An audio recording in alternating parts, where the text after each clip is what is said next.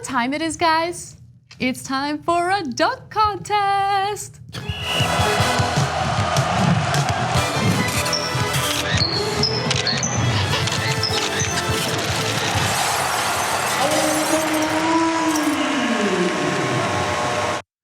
Cenk and I will be conducting a dunk contest right now on Meghan McCain over recent statements she made on The View in regard to the way migrants are treated at the border. Take a look. Calling these places torture facilities, I understand it is a humanitarian crisis. It's horrific to detain, and like you said, people in jail get soap and people in jail get toothpaste. But I know what a torture facility looks like. I've been to one. I know, listen to me, excuse me. When you have a facility whose specific purpose is to torture people, that is not what's going on. Yes, it's inhumane, but there is a big difference between the Hanoi Hilton and what's happening at the border right now. We should be less concerned about what we're calling them than what is happening inside of them. But my father couldn't lift me above his head as a child because of his torture wounds, so I do think hyperbole is important. I know that this is a baseball reference, but approaching from the dugout, Cenk Uygur. Go. All right. Look, I'm going to start a little silly, but the facial motions are amazing and unnecessary. So like, I've been to a torture facility, okay? And my daddy couldn't raise, I know.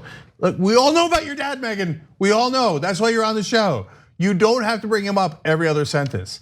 Oh, I know the NFL playoffs are coming around, but do you know what happened to my dad? We know, Meghan, we know. That's not the topic at hand. She couldn't help herself. She dropped in the Hanoi Hilton, which is where her dad was being kept.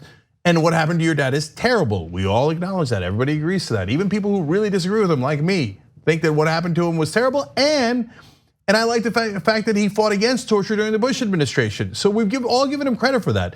But like, this is about the kids. It's not about you.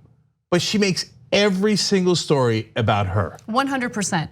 What's even worse about this instance, making the story about her, is how, like, keep in mind, full context, 6 children have died in Border Patrol custody so far, okay?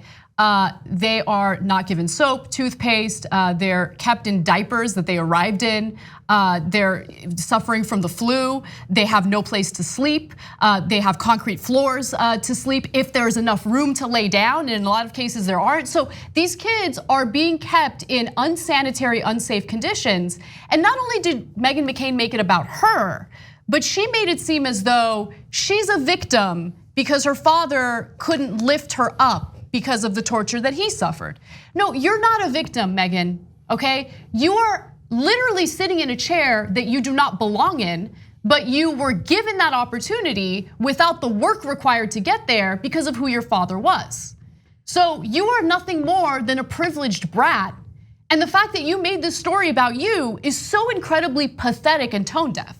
So if you just think about the bottom line of what she said is, yes, those kids, some of them have not had a shower in a month, according to reporters.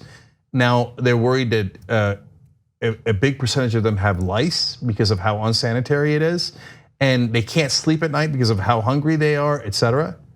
But my daddy couldn't throw me up in the air enough while I lived my privileged millionaire life. And then all the things that Anna mentioned that she got on top of that, right? That is not the equivalent because your dad could, first of all, that's a problem for your dad, not for you, okay? And like, I feel terrible that your dad could not control his limbs and have full range of motion because of the torture he went through. But I don't feel terrible for you that you could only go this high. And comparing that to what's happening to the kids today, it's just no sense of context and a sense of decency enough not to mention your pain in that regard, in this context. But she does it every time. She can't help herself. It's all about me, me, me, me. What's also pretty incredible is how, look, we all know that she and Joy Behar do not get along. But she got angry at Joy Behar when Behar tried to interject because she had to make that point, right? She's like, excuse me, I'm about to make a point that's gonna make me sound like a privileged little brat.